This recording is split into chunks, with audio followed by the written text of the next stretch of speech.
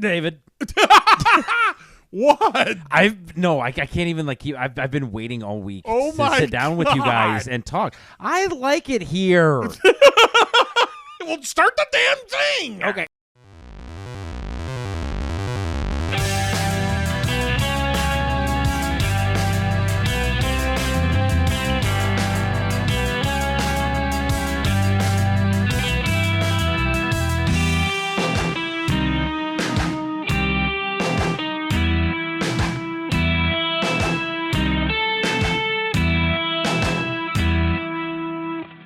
There's a lag in the video, in the audio.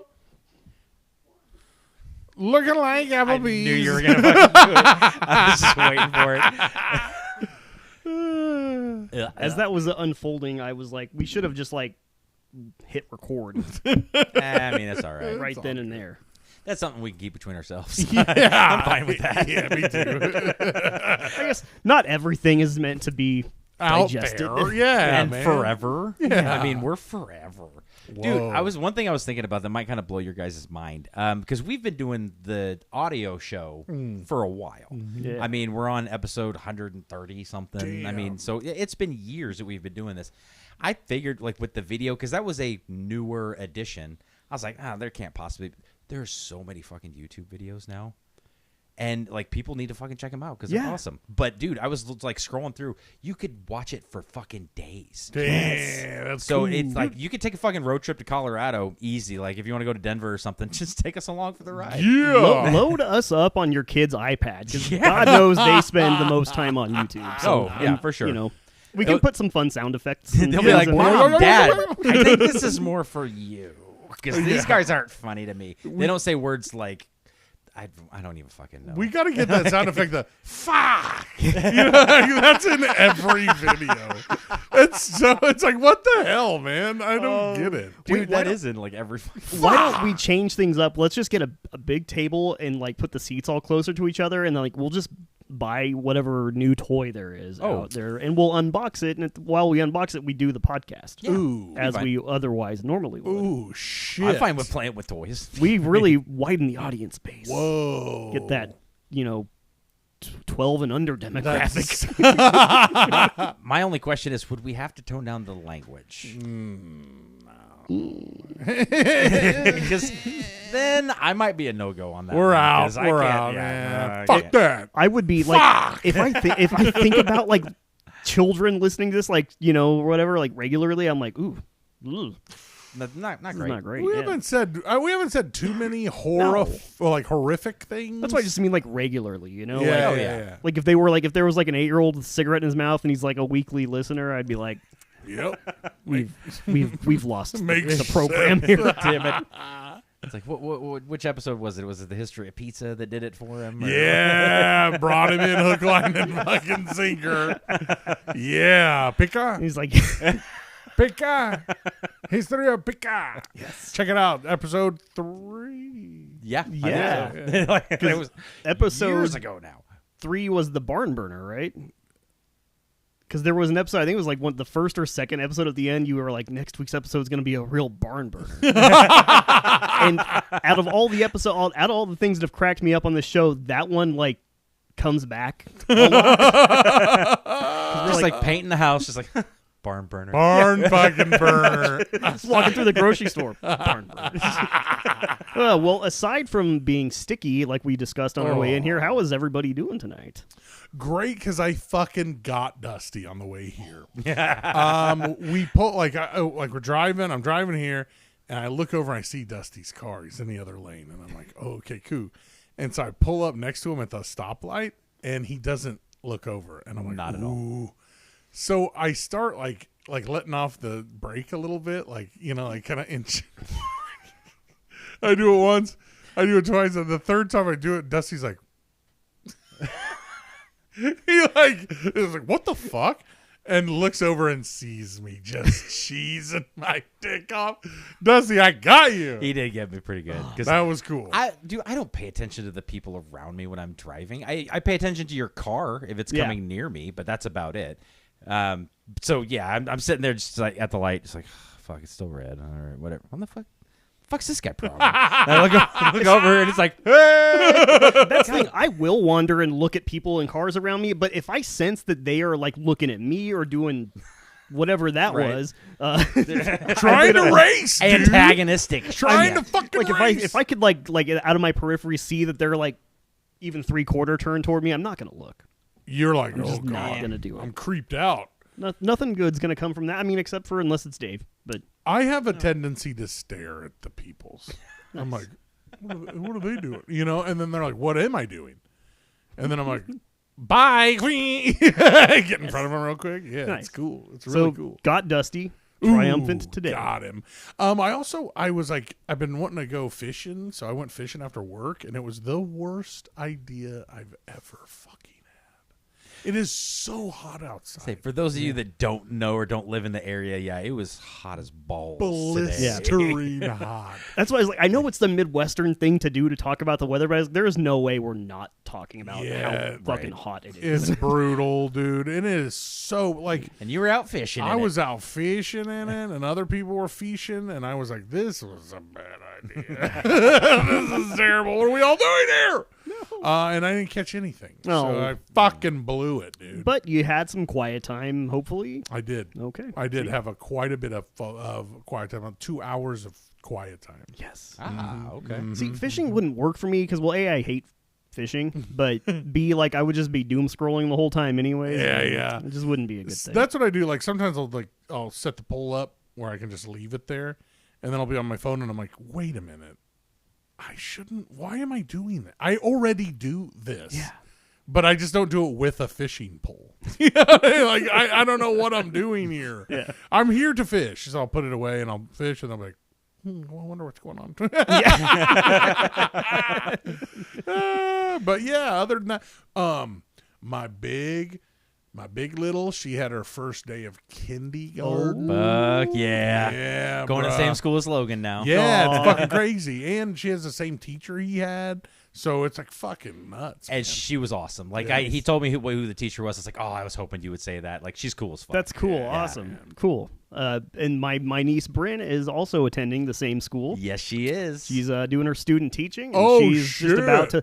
This kid is like, she's 22, and I don't know anybody in my life that I've ever come across who is more organized and like can just get things done. Like is my niece Bryn. She's amazing. Yeah, I can't do Envy. it. I don't have the brain Shout out to for her. that shit, dude. Because yeah, like anytime she's like, "Oh, I bought a car," I'm like, "I was not doing that at your age." Oh, I graduated in college. I was definitely not doing that at her age. It's like- so yeah, Dusty, how are you tonight, sir? Well, like David said, we had our the first day of school. It's Logan's last year That's in right. elementary school. He'll be joining. So he's the big kid in the school now. Damn. So far so good. He's enjoying it. Logjam. They got this new fucking schedule that I'm still trying to get my head Oh, around. dude. It's horrible. For elementary school? Yes, 7:30. They have to be in. Okay. In their seats at 7:30. I thought you meant like schedule, like they're going to be going from different classes. No, like no. I was like, what? And then it gets out at 2:30. Oh. And I'm sorry, but what working parent Yeah. can get out of work at 2:30 in the That's fucking like the most afternoon? inconvenient time for parents of Absolutely. of any way. And Oh, my they goodness. kind of like, the school board kind of said, well, parents are just going to like, or not parents, but businesses are just going to have to get used to it. And I was like, Oh, God, really? USD 383 swinging their massive donger around. Okay, Wow. man. Okay. I'll meet you at the Kennedy Center next weekend. You can measure that shit with a yardstick. Yeah, man. I was like, really? Okay. So that's what you tell your boss. You go, hey, you're going to have to get used to it, pal. Take that up with the boss upstairs. Yeah, that's right. They just said you're going to have to put up with it. So, and then also on the first day of school, when they got out at their half day, gets out at 10:30 in the morning, or 10:45. Again. Sorry, Businesses are going to have to get used to that shit Yeah, too. I guess. get used to it. but I did see your sister, so I got to talk to her for a little bit, which was nice. Yeah, I saw your sister too. Yeah, first day. Yeah. Very so cool. yeah, How? that Did she was there like a clearing in the crowd or something? she had one of those Sims arrows that just like pointed down at her head. People were like, whoa, what the hell? And I was like, there she is. Hi. Sorry, sir, I love you. Yeah, she's okay. Shortest person ever. We love her though. Yeah, Come on. yeah. But then I have Crypticon coming up this weekend. So they're doing a contest for people to do like special effects makeup and stuff. And there's prizes, like legitimate big prizes and shit you can win. Well, our friend Athleen is somewhat of a enthusiast when it comes to like makeup effects and stuff like that. So she entered the contest and is using probably Ashley if it's anything but clowns. Because they don't know the theme that they get until they like get there to sign in and shit, and then they're like, all right, your theme is werewolf, or whatever the fuck it is, because they gave the list of like what it could possibly be. And if it's a clown, it's not going anywhere near Ashley. She's fucking terrified of them. Oh, no. So I was like, okay, if it's a clown, I'll do it. Like whatever. But there's like I told you guys before, Billy Zane is gonna fucking be there. So I'm gonna hopefully. That's so cool. I'm gonna try to get a chance to meet him. Kathleen Kinmont, who was in Halloween 4, and then Tyler Mane, who was Michael Myers in the Rob Zombie Halloween movies. Derek Mears, who was Jason in the last Friday the 13th they did back in 2009. There's going to be a pretty decent amount. I can't remember his name. He's in Saw, the first like big apprentice of Saw. Do you guys are you familiar with the Saw movies? No, I watch them and they Hoffman. I go on to something. Is Agent Hoffman or whatever. He's like the first like big. Well, I guess technically Amanda was the first, but he's like an apprentice of Saw and like does like his traps and shit, whatever. But he's gonna be there. Like there's like a lot of cool like horror people that are gonna be there. So looking forward to that this weekend. That'll be fun. Crypticon. That'll be kick-ass. Yeah, get to spend the night in Kansas City. The little one is staying with Grandma and Grandpa, so kind of a night in Kansas City is going to be nice. So we're looking forward to that. So Cool. that's what I got coming up. Awesome, nice. Cool. Well, I'm just gonna drag things down a bit if I could here really fast. I'm just we got our new microphone cable here today because it was nice. I was able just to go to the music store and purchase it like a normal human being would be. But like I got there and I was like, yeah, I need because I also need a new guitar cable too. So I was like, I need instrument cable. And she's like, how long? And I was like, I don't know, 10 or 15 feet. And she's like, cool, I got both. I was like, 15 then. Then I was like, can I get a 15-foot mic cable as well? She said, well, we don't have that. And I look up at the wall, and there's literally like 4 mic cable sizes and like 4 instrument cable sizes. And like just maybe even 5-6 years ago, they had like 20. Whoa. Like, yeah. and it just reminded me, like, man, every time I think I can just run out and grab something, it's increasingly getting harder to do that. Yep. And it's making me upset. Well, and it's making online shopping like pretty much the main go-to because it's like, oh, well, they don't have it, but I can get it in 3 days. It's just rad. That's the rad part. That is cool. Like you can now you don't have to even fucking wait. You know what? Yep, tomorrow. I'll shut the fuck up when we get an Amazon warehouse on the outside of town. You just drop by over there next to the AI data processing center, and then we can get the thing drone delivered 30 minutes later. I will shut the fuck up gladly. Yeah. Fuck yeah. But until then, gonna bitch. Plus, they only had the 10-foot mic cable, which is it's working. It'll do, I guess. Yeah. But bitching is your right as an American citizen. God damn it. It's one of like the 2 things I'm okay at. So. Oh man. Okay. Well, gentlemen, I've gathered you here tonight for something very important. Dave kind of inspired me after your last episode about Grammy upsets. Oh boy. Tonight I want to talk about upset grannies. Oh. I'm kidding. I don't want to do that. Oh, I thought we were. I was gonna say, I could tell you some stories. Yeah, no doubt. My grandma one time. Yeah, his grandma has been pissed at me so many times. Just telling stories not from our happy. youth when we were around our grandmothers. Sorry, Margaret. Damn, God, stop throwing shoes at me. Stop hitting me. No, I want to dive back into the 1970s tonight, and I want to talk about fucking baseball. Okay. And I specifically want to talk about baseball promotions. Oh, specifically Major League Baseball promotions. Yeah. Specifically one Major League Baseball promotion that happened on July 12th, 1979 at Comiskey Park in Chicago, Illinois. I love it, dude. I had a feeling that you guys might both be familiar with this subject matter. I love this. But tonight I want to talk Disco Demolition Night. Yes, baby. Yes. I had no idea this was a Really? No, Yeah. until like 2 days ago. I've heard. Yeah. I don't know the whole story, but I've definitely. Well, heard of I it did before. a deep dive into it, so hopefully we can learn some new things here about it. Yes. No, I was just turning off my house flipper game that I mentioned, and History Channel was on, and I heard the cool, soothing tones of the Fonz. and he has a show on History Channel with like wild stories that happened or whatever. Wow.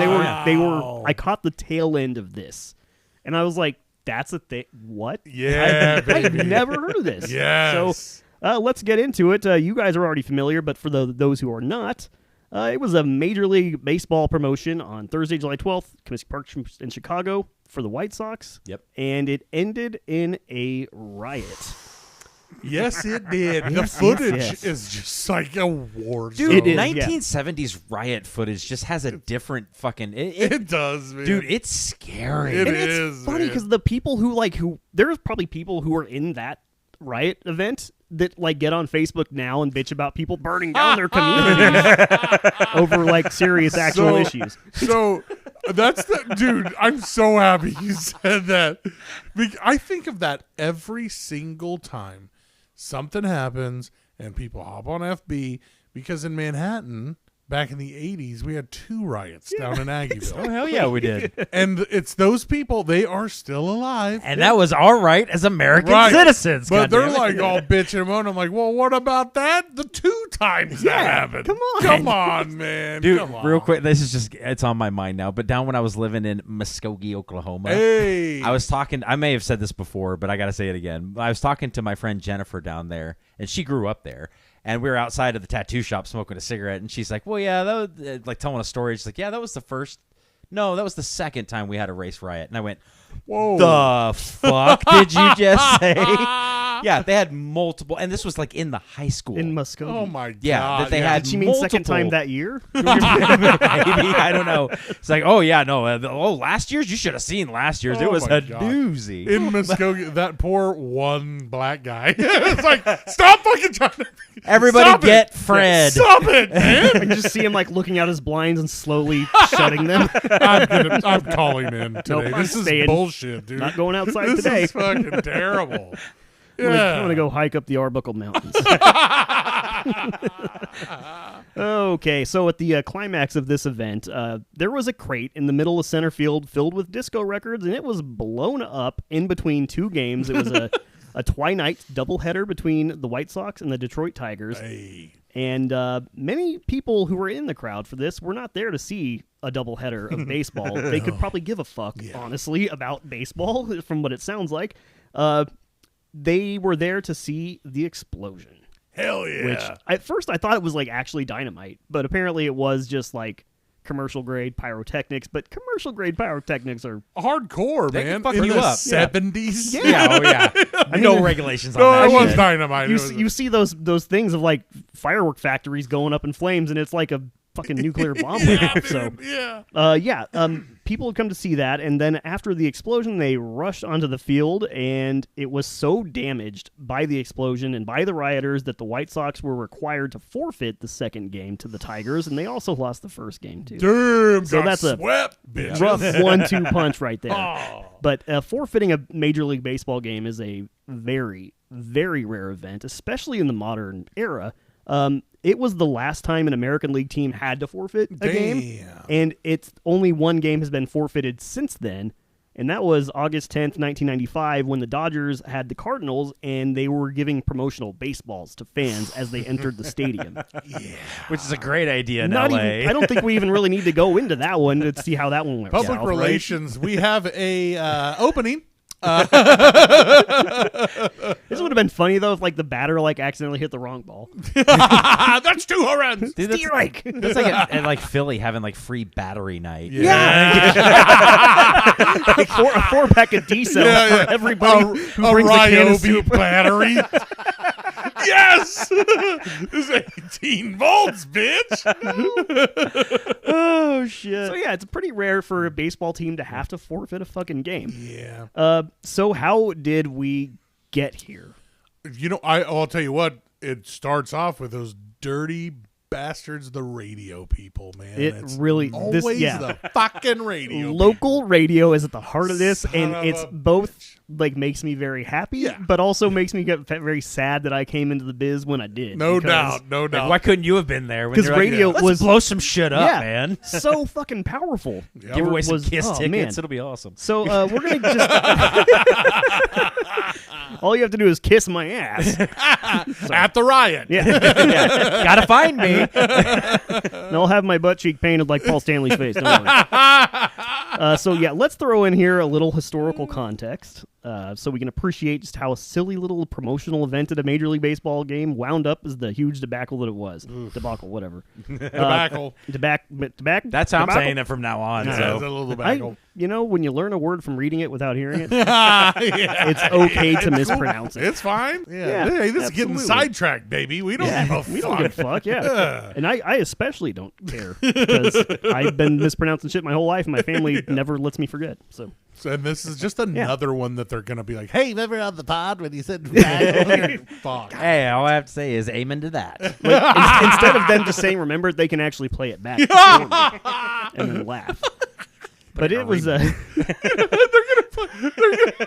like loop that shit and They're put going it. to loop it and then like make your voice really high, like, debacle. And then it'll drop it down super low like debacle. wait. What actually is it? Is it Debacle. debacle? Okay, I don't know why I just It's fucking great. Like, oh no, dude, you had it right the first time. yeah, No, it's and- fine. Hey, let him keep thinking that. seriously, this shit, like, I'm so impressionable. Like, in 8th grade, we had, like, our back-to-school night or whatever, and I had Mr. Coleman for 8th grade English. yes. And I was a pretty smart fucking kid back then. And he asked me in front of all these people, he's like, Dan, how do you spell weird? And I was like, oh, W-E-I-R-D. And he just kind of like, Oof.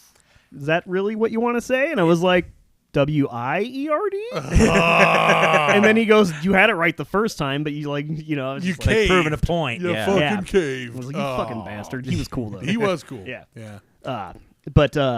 Yeah, anyways, debacle aside, the late 70s, disco was the most popular music genre in the United States. I think most people know that, but particularly after hit films such as Saturday Night Fever came out, John Travolta sold probably more white leisure suits than like anybody else could have ever done. Yeah. Hope to. So yeah, it sparked a major backlash from rock fans who for some reason took it all kind of personal that disco was popular. Right. Like, I'm not a huge fan, but at the same time, like, you gotta admit, some of them are fucking bangers. Oh, man. yeah. But like, as a, like, back then, I think a lot of them took it way too serious. Like, it was like they were having a fucking war with disco, and it's like, Yeah. it's just other music, I mean, dude. Like, there's dudes walking around with Disco Sucks t-shirts, and that's a big deal because in the 70s, sucks was still a bad word. Yeah, people So- are like, oh my God. but no, it's spelled with an X, so it's fine. Dude, it was, I'll tell you what it was. Disco Duck came out, that song, and that's what finally turned America. We go, we've got to stop this now. Rick D, you ever heard Rick D's? He's heard- a yeah, radio yeah, DJ. yeah. Came up with this Disco Duck song where it was like a Daffy Duck. I'd say it's like a really voice. bad impression Okay. of Donald. Donald Duck, yeah. Yeah. Doing like singing disco. And I think that's the moment that the pendulum swung. Yeah. And we said, no, we can't have this. And then to add insult to injury, rockers were particularly salty toward some of the rock acts who trying to get in on that disco money. Speaking of Kiss. Kiss. Yes, Yeah, Kiss. dude. Oh. I had to I read the title of that song. I was like, wait, do I know that? And the second I heard that melody, I was like, oh yeah, I know that. So it is. It's a great song. It It's a really great is, disco song. yeah. It's a great rock song. I They guess. did I don't it, know. man. They fucking did it. And of course, you had Rod Stewart with "Do You Think I'm Sexy," which I love that song because I use it to irritate my wife. Yeah. Ooh, I'm gonna use that. It's so good. If you want my body and you think I'm sexy. Come on, sugar, let me know. That's a really good Rod Stewart Thank impression, you. actually. Isolate Thank that. you. I think when I was doing research for the Metallica episode. I think I was because they played that Monsters of Rock show in Russia in the '90s, and there was like 1 million fucking people there. I was like, was that the biggest concert ever performed? I guess not. I guess Rod Stewart has the biggest concert No ever performed. fucking way. Damn. You know what though? I am tired. I am sick and tired of getting smoked by every fucking fan base. So, Rod Stewart, Way to go. We even got smoked by some Chiefs fan base. And it's Chiefs like, fan base? We're Chiefs fans too. And we didn't even say anything mean. Like, we were like, yeah, fat Travis Kelce's awesome. Oh, that's what it was? Yeah. And then, you know what else? You know who else? Fucking Steely Dan fans, dude. No. Coming out of the Fuck woodworks. you. Fuck Steely Dan. That's why when in our little Pod Boys chat, I was like, we're going to kind of talk about some people hating on other groups of fandoms here. So Yes, that's what I was referring to tonight.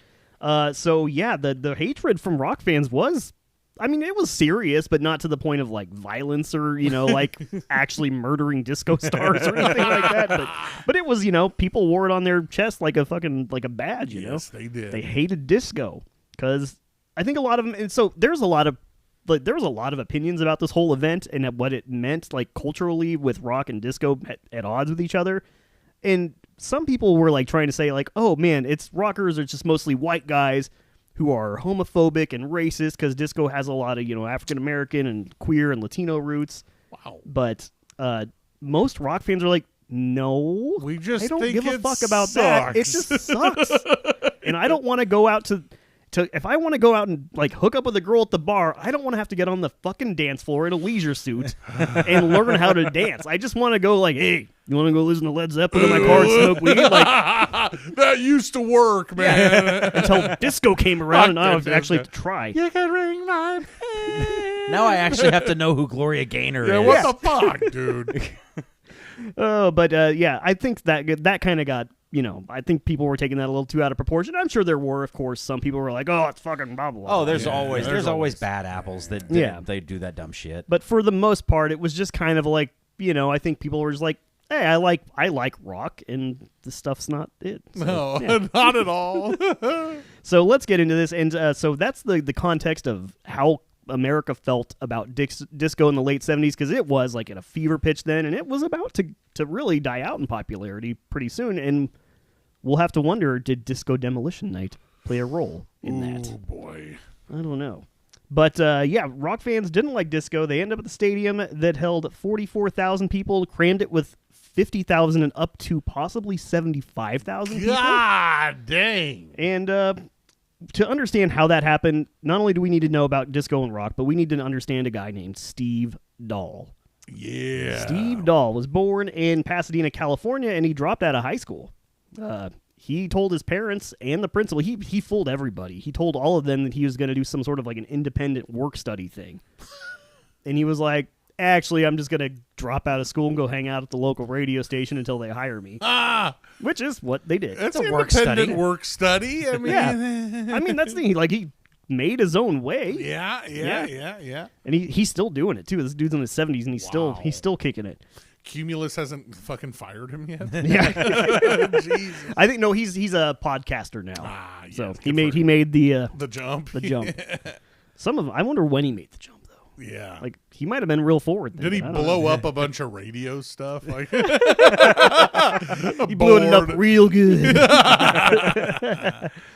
So 5 months later, his parents did learn that he had dropped out of high school, and but he got a job at this local radio station when he was 16, and he ended up getting his GED when he was 18. So he's not a dumbass or anything. He did it. School just wasn't for him. It's not for everybody.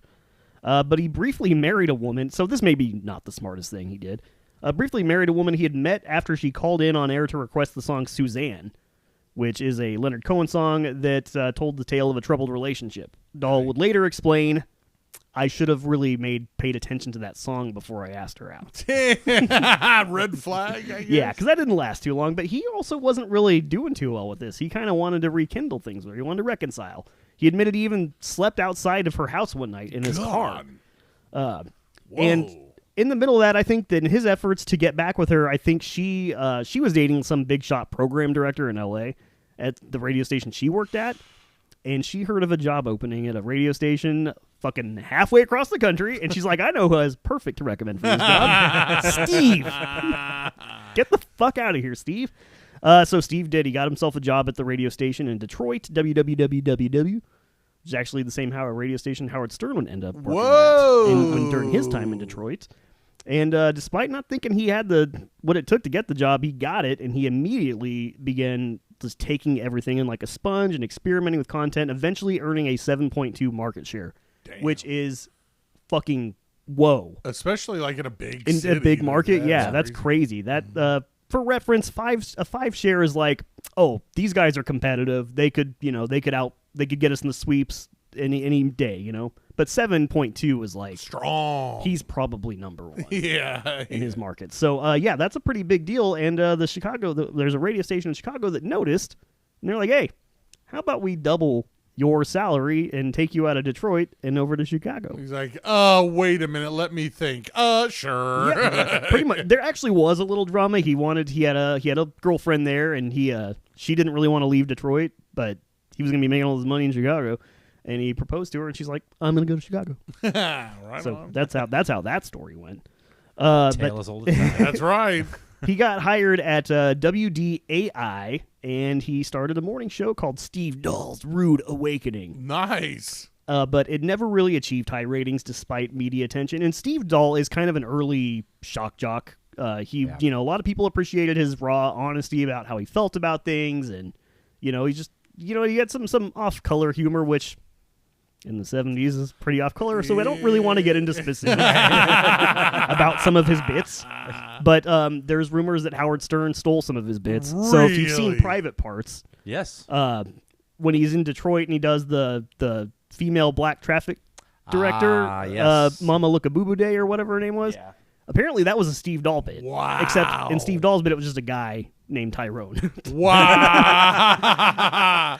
Okay. See, I changed it, though. Yeah. I Yeah. changed I made it. it a It's woman. woman. And apparently he also ripped off the whole talking to God thing that he would do, like with the big God voice, Wow. So apparently, because Howard Stern it's known that he did like listen to a ton of other DJs, and he doesn't like to acknowledge where he got his personality from, but Steve Dahl's, there's some stuff that points to maybe Steve Dahl was a pretty big influence. Maybe a little bit of everywhere. You don't know.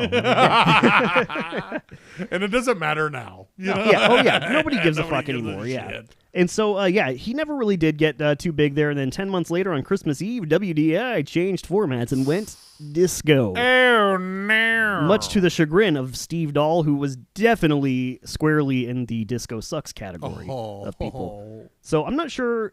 One thing I read said he got fired. One thing I read, him himself said he quit on a documentary I watched. But I don't know. Either way, he parted ways with the station. Dang. And he was jobless for a few months. So fast forward to March 1979, just a few months before Disco Demolition Night. So this is all going to happen quickly over the span of like 3 months. He got hired to do the morning show, but at WLUP, which we will hear on refer to as The Loop. Ooh. Hey, Clever all right. with Chicago having their loop and everything. And yeah. But he met the overnight DJ, which those guys are always fucking cool, right? Yeah. It's- Or nuts. You actually, no. The overnight DJs are probably normal people now because they just voice track. They're Yeah, not they there. just track 'em. Yeah. Yep, But yep. back in the day, it probably was weird to be with a guy who'd been up all by himself all night. Uh-huh. And then you see him first thing in the morning. And like the callers that would call in during overnights. yeah. Oh, yeah. Strange stuff. Oh, baby. Probably a strong criminal element to it. Well, I thought that was a thing. Like, some guys would call in from the jail and request stuff on K-Rock. Yeah. Yeah. They would. That's fucking awesome. They absolutely would. That's awesome.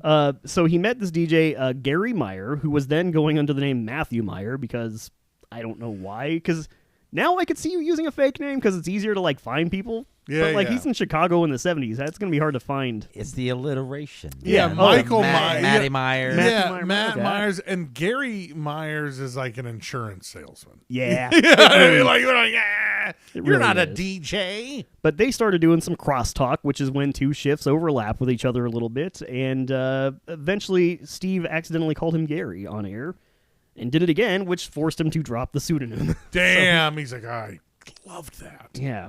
So we got Steve and Gary in the morning at the Loop.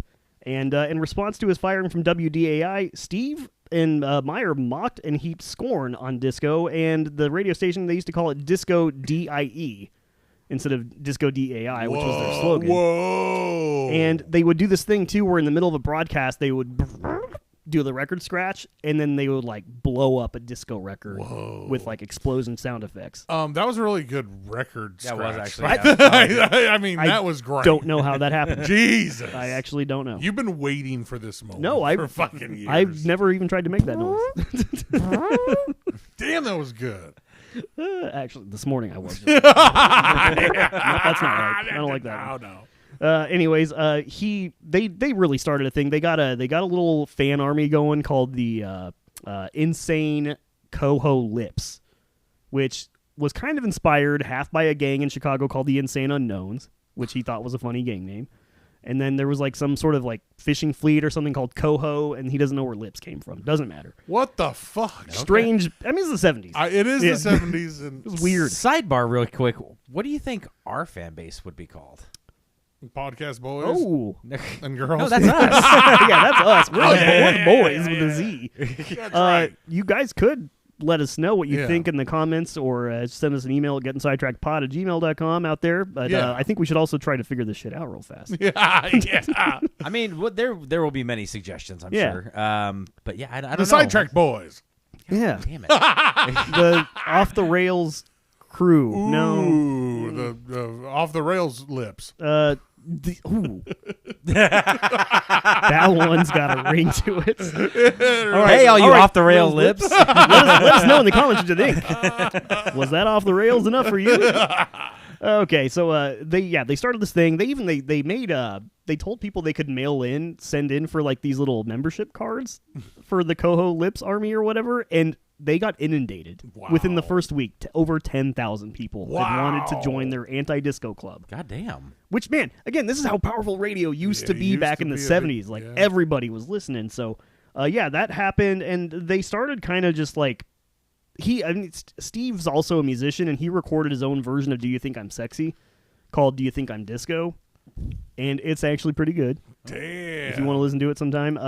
It actually went gold, peaked at 58 on the Billboard, and was played all across the country for a while. Smokes. And Rod Stewart's management caught wind of it, and they wanted Rod to sue and get him to like stop playing this, but Rod Stewart was like, that shit's funny. So again, Rod Stewart is cool. Stewart we is like cool Rod as Stewart. fuck, man. Yeah. Love him. So he had that going, and he started he'd make public appearances, and he would be the Coho Lips commander-in-arms, and he would wear fatigues and an army helmet. Christ. And I mean, he took this shit seriously, and it was working, man. It was I bet it firing was. people the fuck up. I bet it was. Because they were doing events. They had an event at a bar with like 2,500 people showed up, and they were mad and started fighting in the streets when they couldn't get in because it was at capacity. Wow. Should have been a hint of things to come. Should have been, just took 50, Another red flag just ignored. it took 50 officers to break this thing up. Jesus. So they should have known that they were onto something here. It's like, hey, let's just do that again, only bigger. Way bigger. There was another event where the WDAI truck was also there, and he instructed the fans to throw marshmallows at it, which is actually funny. I think that's hilarious. But the guy in the WDAI van did not like it, and apparently used the van to corner some fans, and I guess the situation had to be de-escalated. Wow. I thought you were going to say they ended up throwing marshmallows at it and then they tipped it over. Yeah, started it on fire. Yeah, this is Chicago. We're talking about made s'mores on top of the fire. Yeah. Ooh, cancer. But anyway, so yeah, they were getting some heat with this, but at the same time, they were picking up steam with their little anti-disco movement.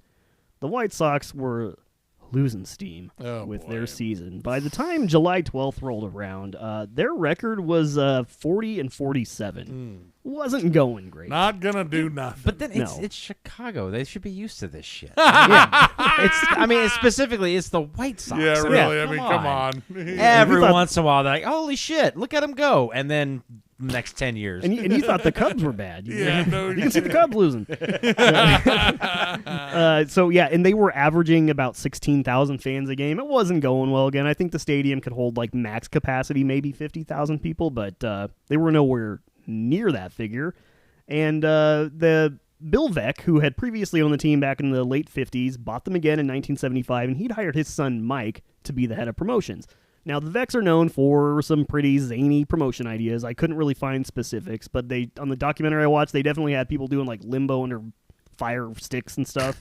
It was cool. Yeah, shit's awesome. Yeah, they were doing some stuff because Bill Vex' philosophy on this was like, I can get more butts and seats with a shitty team if there's something cool happening, Right. like a circus happening Right. at the same time. And he wasn't spending a lot of money on the team. Yeah. He's like, come on. Yeah. Like, you could just invest in, guys that are really good. It's like, no, Wow, come on. Yeah. I want to get a clown to do fucking limbo underneath a stick that's on fire. This guy's dead. We'll take him off the list. Like, whatever, man. This one stunt here seems pretty dangerous. He could fall into that pit of spikes. Good. I mean, half the crowd probably won't. Yeah, that's what we want. They'd have a hell of a story to take with them when they leave, huh? Am I right or am I right? Am I right? Come on, stick with me, kid. And it was it was no different with the White Sox. They had zany promotions there, and they even one night had a disco dancing contest, Ooh. which seemed to go okay. But they had like little platforms out on the field where people were doing the John Travolta moves and stuff, which we just did John Travolta moves in a couple different decades, didn't we? This guy's got cornered the dancing market as far as that shit I goes. like the 90s one better because that one's easy. Oh, yeah, just the fingers. Yeah, just got to do that. That's super easy. But anyways, they were getting together and they thought they were having a promotions meeting at the Loop, and the head of promotions there, I think his name's Jeff Schwartz, was like, hey guys, the White Sox have been wanting us to do something with them this season, so maybe we should think about something we can come up with for the White Sox. Did you ever have to do promotion meetings? Okay, so we did like one or two, but they were dominated by someone. Yeah. So nothing ever got it was like, no, we've already tried that. Yeah. No, we did that a long time ago. It didn't work. I'm like, okay, well, Yeah. here's the 5 ideas we brought, and they're all fucked. Yeah. So, in my Jingle experience, bell not the best use of our time. No, maybe. no, That's putting it lightly. I'd say. yeah. But they were in a promo meeting there, and they were trying to come up with something they could do with the White Sox, and they were like, well, Steve's got this whole anti-disco thing going on, and he's got an event coming up at the shopping mall where he's going to blow up disco records live on air. And they're like, what if we switched that event from the mall to Comiskey Park? Oh my god. I don't know. What do you think? What could possibly go Yeah, wrong? let's do it. And they all thought it was cool because they were like, here's a chance for a bigger audience. Steve, on the other hand, was like, I don't know, guys. It's going to be pretty fucking lame if I'm in front of like an empty stadium blowing up records in between 2 games. It's going to not be the greatest thing. Steve was not that excited. He didn't think it was going to go over that well. He was right. Wow. But he was just wrong he was about how. So, they had a scheduled game between the Sox and the Tigers on May 2nd. It got rained out, so they rescheduled it for the twilight doubleheader. And they decided that's the night we're going to do it. We're going to do this in between the 2 games. And we're going to blow up records. And because our frequency is 97.9, fans can come in with 98 cents and a disco record, and they can get into the game. Wow. So that's mistake number 1, I think, was making it super cheap to get in. I mean, it did work. It got a lot of people in. But mistake number 2 was not realizing exactly how many people were going to show up for this thing. Wow. The nearby freeway was packed. It was like they described it as being as packed as it was if the Pope was visiting. like traffic was just completely backed up. People we love hate. We Love sure it. as fuck Get do. off That's on one thing we really just fires us up. Yeah. But people started showing up at these little portable ticket booths outside of Comiskey Park, and they had records, and they had inside, once they got in, they had a big 4x6 foot box that they just were throwing all the records into, and eventually that box got full, and fans were just walking through with Frisbees, basically.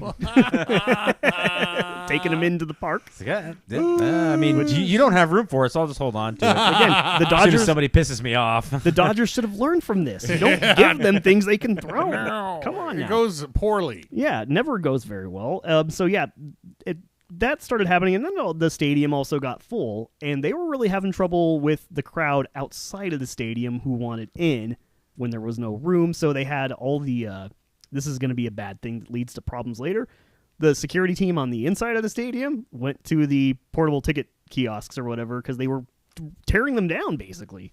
So they went out to do crowd control outside of the stadium, and even before Game 1 started, it got messy. People were throwing fireworks and records. A pitcher for the Tigers, Aurelio Lopez, he refused to even warm up before the first game because people were throwing shit. It's so fun. It's so funny. Like, you go there because they're going to blow up disco records, so you bring fireworks too.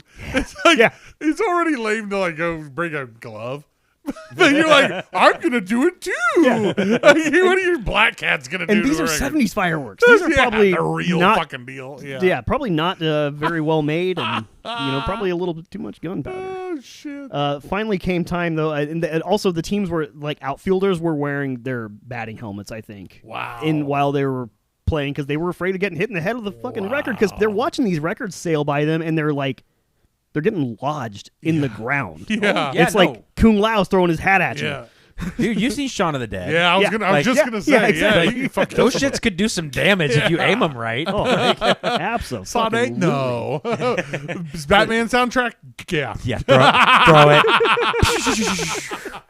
That's a good soundtrack, by the way. Sorry. It is. It's really a good one. The first game did not go very well for the White Sox. They lost 4-1. And then now it was time for what many people in attendance consider to be the main event of the night. And again, Steve's wearing the full military costume again. Him, Gary, and they had like a rock girl named Lorelei who was like, the eye candy. Yeah. Well, they would do these funny commercials where it would start out with her talking and then they would like have her lip syncing over Steve's voice. And it was kind of off-putting. It was strange. Yeah. Whoa. I don't like any of that. Made me feel kind of uncomfortable. No, they come out in a green fucking Jeep. And they're General. driving. They're doing. They're the fucking General, dude. Yeah. This whole thing was sponsored by the General. Jesus. So save some time for a great low rate. No, they did a couple laps around the stadium before they get out, and Steve had been dreading this event for like 6 weeks. He didn't think it was going to go over well. He didn't think people were going to show up. So when he shows up and it's like the biggest crowd he's ever seen, he was like, oh, I should have thought of cooler things to say because I don't really know what to say, which makes me so happy to hear that like even a big time rock DJ like from the 70s is like, I don't know. What do you want me to say? Grab some mic. I could sure go for some peanut butter cups or some cupcakes right about now. Yeah!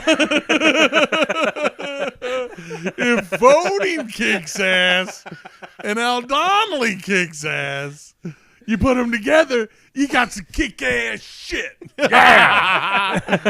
Oh, my God. Pretty much. Actually, that's kind of what ended up happening. I bet it was. Because he just also didn't realize that when you have a microphone in front of you, you don't have to yell. No. No. But it was loud, so he yelled.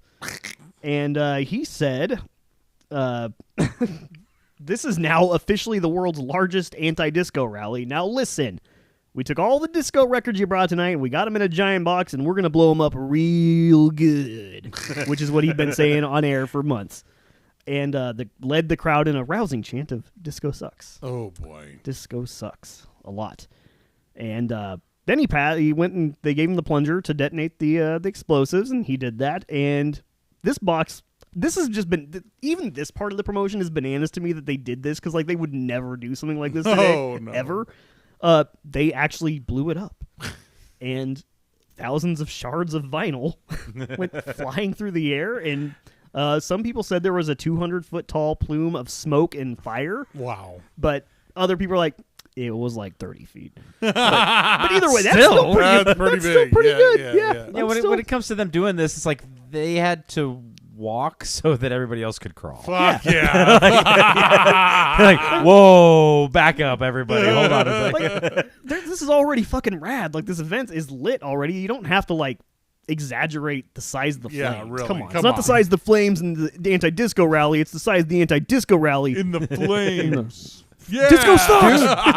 That's like an awesome song title. Yeah. The Disco Flames. I mean, Disco Inferno probably did that a little bit better. Whoa. Why you got to bring up that? I don't know. I really wish we could have started with that, because the documentary I did watch on YouTube had that at the very beginning. I was like, oh, that's clever. It's really clever. Burn, baby, burn. Yeah. Oh, that was good. We can't get a copyright strike for that. Yeah. So yeah, that metaphorical powder keg blew after this blast. And by the way, the blast left a visible hole in center field, which would not have been very fun for somebody trying to make a double play or something. Groundskeeper's like, no, God, no. Why, my baby? I would be pissed about all the fucking vinyl shards in the grass, too, man. That'd be terrible. We've been picking that up for decades. I know.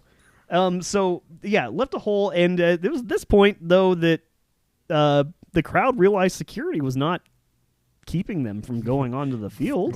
They weren't even there. Oh. Hey, where'd those guys with the jackets go? Yeah. Wait a second. Back then, they were calling them coppers. Hey, where's the coppers? Because somebody in the day was like, we noticed all the coppers and went out to the ticket booth, so we jumped over the fence. God. Yeah, and they were people. It was standing room only, and they were like even on the like upper decks. You know when you get up on those upper decks and you feel them like Shaking. vibrating. Oh, yeah. Man. That is fucking terrifying to me. I'm not a fan. Yeah, that was happening to people, and they were scared. And actually, some people did get pretty nervous, and they're like, you know what? We should probably let's get out of here. They blew thing up. Let's go. Let's beat the traffic. Yeah. They couldn't do that though because security, in an effort to keep people out of the park, closed and padlocked all but one gate. Shit. So we've got a real situation brewing here. How do you fuck up 30 things? Actually, God they damn. did say they had a meeting with the stadium staff before this game. They're like, okay, we're expecting up to 35,000 people, which, you know, that would have been pretty formidable. But the stadium staff were like, Yeah. that's not going to happen. Oh, no. We got this. Don't even worry. We don't worry. We got It's the we got this. White Sox, you guys.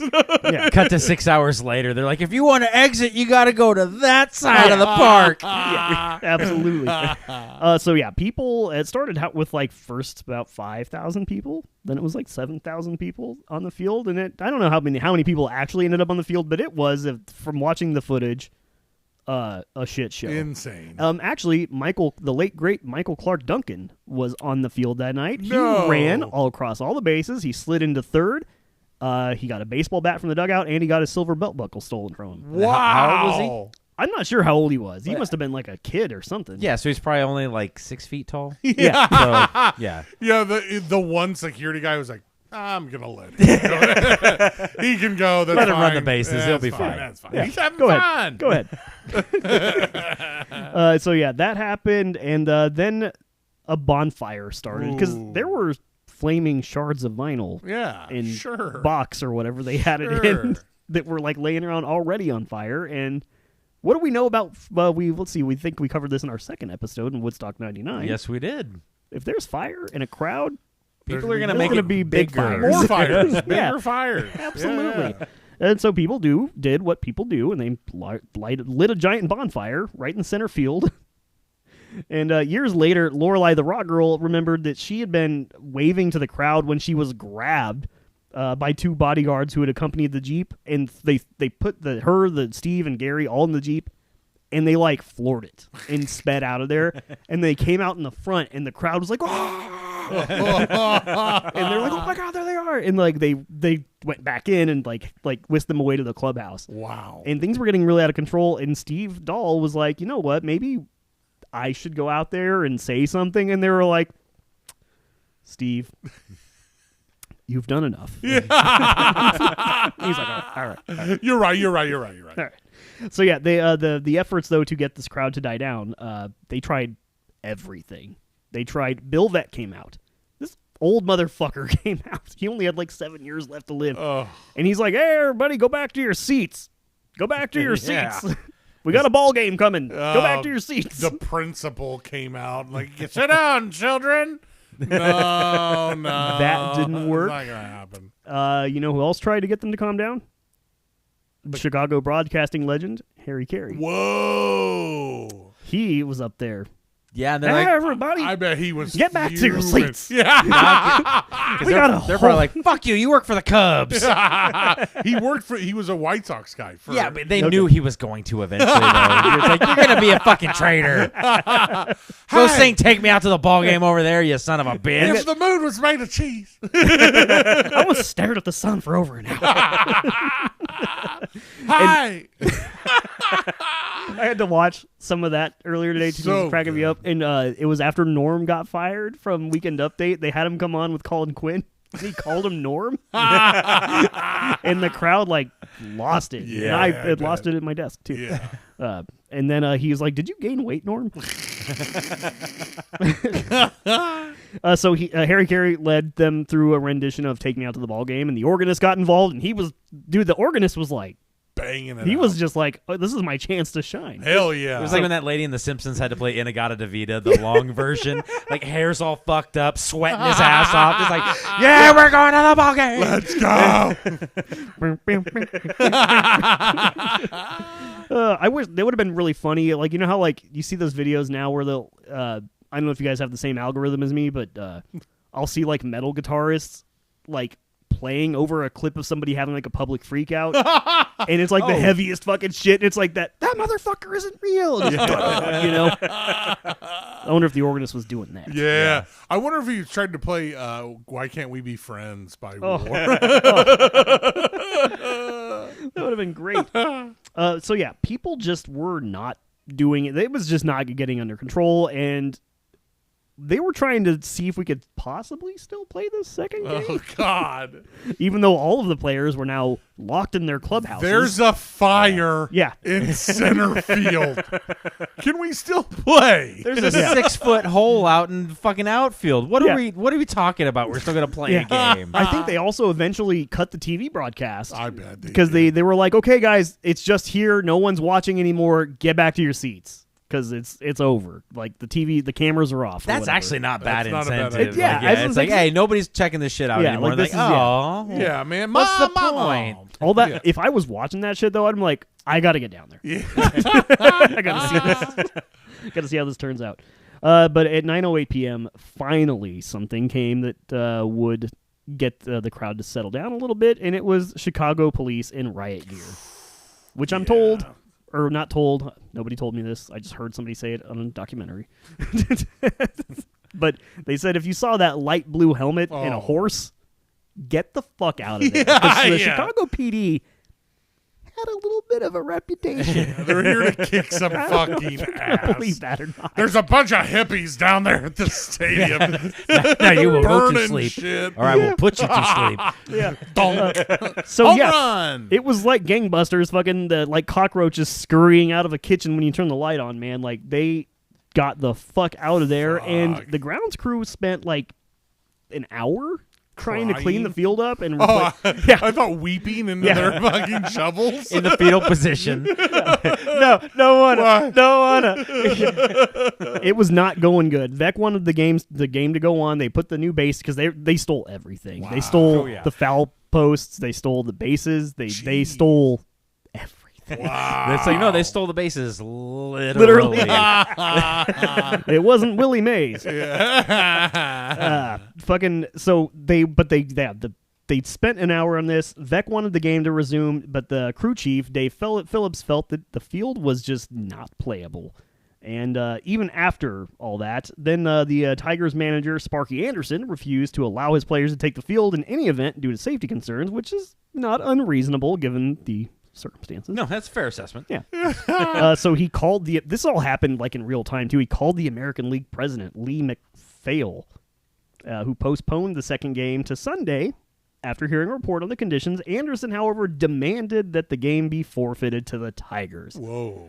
He argued that under baseball's rules, a game can only be postponed due to an act of God, and that as the home team, the White Sox were kind of responsible for this. Damn, and everybody's like, yeah, he kind of has a point. Yeah. It wasn't an act of God, it was an act of the goddamn devil. I told you these kids and their rock and roll music. Finally, we have proof. We're going to get into that actually here in just a second. The next day they did forfeit the game. So why, okay, you guys are smarter with baseball. When you forfeit a game, it's 9-0.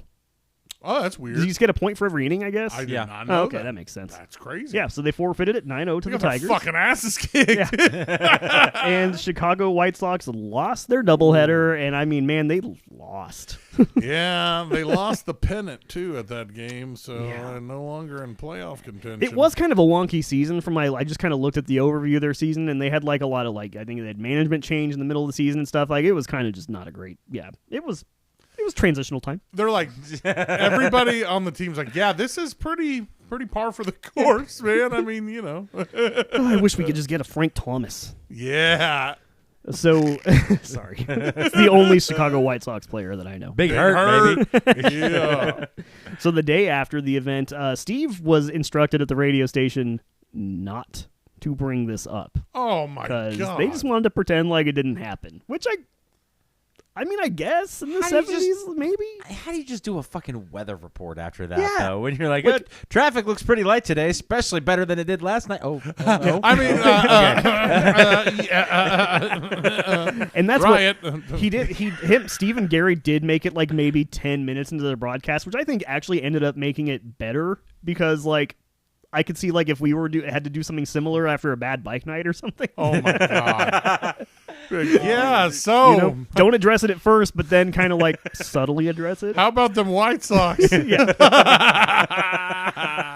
So yeah, he began the broadcast podcast. Yeah. He read the indignant headlines in the local papers, and Let's take a look at the local news. Yep. See what happens. They're like, hey, let's say sports with Chip, and Chip's like, are you serious? Really? I thought you guys were just going to handle this You today. guys aren't gonna say anything. you say, I'm a stats guy. I don't really know what to do with this. Right field is still on fire. You fuckers. God. The president of the baseball league's down there on a megaphone giving a rousing motivational speech about how we're going to get these fuckers. He said, I think for the most part, everything was wonderful. Some maniac co-host got wild, went down on the field, which shouldn't have done. Bad little co-host, is what he said. I mean, yeah. And so, this is just kind of the aftermath, what people kind of like thought about this, various people. The Tigers manager, Anderson, he said, beer and baseball go together. They have for years, but I think those kids were doing things other than beer. Hey. Oh, come on. That's unfair. Come on. Yeah, I know. You can't blame that on the ketamine. Yeah, no. It is like he was talking about weed. Oh, And yeah, it's like, they were. No, that didn't. That. No, it's Quaaludes. Yeah, it was lewds, man. Whoa, that smell! Can you smell that smell? It Whoa! would have been a slow burn riot, you know? Yeah. Put him over there. Oh, Hey, do you think I should take second base? no. Okay, you're right. That he said that, and then David Israel, the Chicago Tribune, said that on July 12th, he was not surprised by the events, writing, "It would have happened any place 50,000 teenagers got together on a sultry summer night with beer and reefer." That's a quote from the Tribune. I thought I heard that they sold beer that night for like 10 cents a cup. Did they? They That's might what- have. that like one of the major things was that people were just fucking hammered. That would not be surprised if beer just was 10 cents a Yeah, cup. yeah, back then just anyway. And they're like, "This is highway robbery." How dare you? Yeah. So they said, and then the White Sox pitcher, Rich Wortham, said he was a Texan. He said, "This wouldn't have happened if they had a country and western night." No, yeah, something much worse Much worse would have happened. Have you seen the parking lot Yeah. after a Toby Keith Come on. concert? Like, yeah, it would be so much No, worse. they would dude. have wrangled a fucking steer and then branded him, and everyone would have They been would like, have "Oh, lynched a mascot or something. It would have been bad. this is Texas." Jesus. Get me the Philly fanatic. But yeah, although Bill Veeck ended up because he was the owner, he took a lot of the public criticism. It really fell on his son Mike, and he did suffer some pretty good repercussions for this. He remained with the White Sox until late 1980 when he resigned, and his father sold the team. I think this guy's maybe a little bit of a nepo baby, possibly. I don't know. Not my- his, Well, I his mean- dad sold the team right after he left. Yeah. And he kept his job. Yeah, that Yeah. Go, boy. maybe. Hey, how about that time that you threw that Disco Sucks thing and almost someone died almost? Remember? That's actually zero Yeah, serious injuries. That's crazy. They did report that maybe some people got like hurt, but like no one was hospitalized. Everybody went home with their injuries. Once Everybody again, went it was home, the yes. 70s, so if Yeah. you blew your hand off, you're just like, well, Yep, Rub some salt on it, and you're good to go. rub That'll- some of that dirt from second base on it. that'll be a good story for the grandkids. So yeah, I mean, it really ended up being insane for the organization, and as far as the losing the game and everything. But really, like as far as riots go, could have gone a fuck ton worse. We didn't do too So, bad, yeah. guys. Yeah. Could have been a country western, right? I honestly think there might have been more property damage during the Aggieville riot. Maybe. Because I know, didn't they light a cop car on fire at that Dude, one? Yeah, Oh, they yeah, were for sure. throwing shit all over. Listen to our Manhattan True Crime episode for that. Yeah. We went into some deeper detail there. Yeah, we did. He went on to try to find another job in baseball for some time, and he claimed that he'd been blackballed. For several years, he worked as a Jili court in Florida while he battled alcoholism. Yikes. So this is why you don't throw fucking crazy promotions. Yeah, you're going to end up. I'm At a being, Jili court. I'm being blackballed. Hey, didn't you weren't you responsible for the disco riot thing that happened like 3 years ago? Best day of my life. That was 3 years ago, man. Yeah, I'm a completely changed guy. But you remember it, didn't you? Hell of a promotion. Hey, they still talk about it to this day. I filled that stadium up, buddy. I don't see your We stadium full. burned that mother down, right, guys? You guys were in the market for a new stadium, right? Yeah, they really did burn that thing Yeah, down, right? Yeah. Kaminsky's like, no! Yeah, he said, the second that first guy shimmied down the outfield wall, I knew my life was over. Oh, God. And that's what most of the people involved with this were thinking similar things, too. Like, Steve Dahl thought his career was over, but he went on to become even more popular. Wow. Him and Gary went on to do, like, TV shows and shit together, and they, like, were collaborating. I think they collaborated for, like, another 10 years, maybe. Wow. Nice. Yeah, so, I mean, things really, for everybody except for Mike, things kind of went pretty well for most Yikes. everybody else. I mean, the Loop was like, dude, guys, that was terrible, but But do you know what everybody's talking about today? Yeah, I mean, baby, come on. the now. Loop. we're going to get 7.3 market share with that one. Contemporary news coverage framed it as both a spectacle and a debacle. The Tribune said it was predictable, and it was kind of funny because one more thing about Mike. He did go on to do some minor league baseball work as a promotions guy there, and he did a similar event involving the destruction of Justin Bieber and Miley Cyrus merchandise. Man, this guy just doesn't fucking learn, man. He's like, oh, no. He did because this time, no records Yeah. Yeah. and no dynamite. They just Yeah. burned No everything. one's no one's blowing up an iPod over it.